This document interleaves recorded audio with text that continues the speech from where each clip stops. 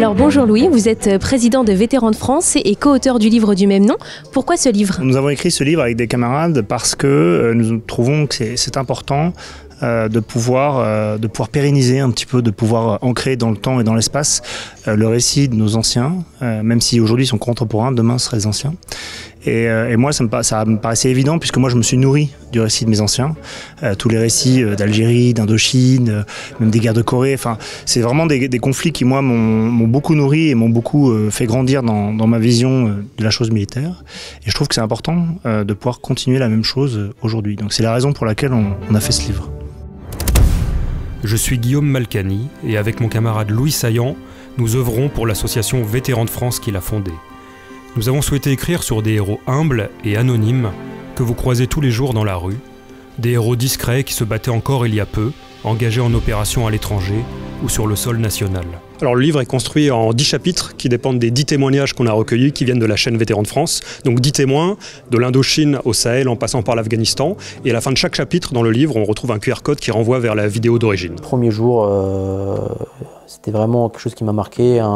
Un légionnaire que je connaissais, avec qui j'avais fait ma préparation et avec qui je m'entendais bien. Lors de la mission, il veut remonter dans le VAB, rafale de PKM en face, et donc il prend plusieurs impacts dans le dos et il décède. Pourquoi c'est important de témoigner? C'est important pour le devoir de mémoire et avoir une certaine reconnaissance par rapport à notre propre histoire, et c'est surtout pour donner cette transmission d'un patrimoine que très peu peuvent avoir l'occasion justement de donner en leur nom ou par rapport à leur histoire. Je pense qu'aujourd'hui c'est important de témoigner pour pouvoir transmettre aux plus jeunes l'envie de s'engager, l'envie de participer à une aventure qui je pense être exceptionnelle. On arrive sur objectif, on passe le corps d'un assaillant et on découvre un corps calciné. Et c'est difficile de se replonger dans son vécu opérationnel? Alors oui, en tout cas ce qui me concerne moi, oui, effectivement c'est même très dur. Pour dire la vérité, ça fait une petite semaine que je dors pas, mais parce que c'est quelque chose qui nous impacte psychologiquement, psychiquement, physiquement aussi, pour certains, même les trois, comme moi. Ouais, je préfère rester en général sous les radars, et c'est vrai que là je le fais plus pour l'association. On rumine un petit peu, mais aujourd'hui je suis content de l'avoir fait, et puis je suis content d'être ici, donc c'est super. Et du coup, on accepte facilement de participer à un livre comme celui-ci?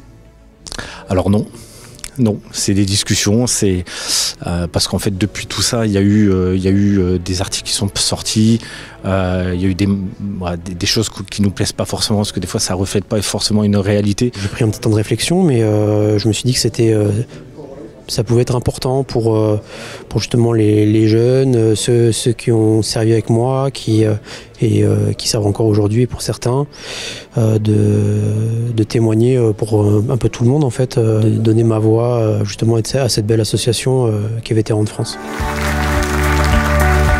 Alors organiser le lancement de ce livre Vétérans de France ici à la Banque Française Mutualiste, c'était important pour vous? Absolument, parce qu'on a déjà eu l'occasion d'échanger avec Louis et Guillaume, d'avoir le lancement de ce livre, d'apporter des témoignages humains, c'était excessivement important et essentiel pour nous. Aujourd'hui, on a eu des témoignages de gens qui se sont battus assez récemment. Le plus ancien, Pierre Flamène, s'est battu il y a 70 ans, en 54, c'était à Dien Bien Phu. Et si on se rappelle l'histoire, on est en train de fêter la commémoration des 80 ans de la libération de la France, c'est-à-dire qu'il y a 80 ans, on se battait durement sur le territoire national. Aujourd'hui, c'est la libération de la partie est de la France qui est commémorée. Et ce que j'ai noté, c'est qu'il y a à la fois beaucoup d'attentes des gens et de la jeunesse en particulier autour de ces thématiques. Et je pense que l'ouvrage qui nous a été présenté tout à l'heure est essentiel. Ça va être un outil, on va semer une graine de résilience et une graine de valeur auprès de la jeunesse.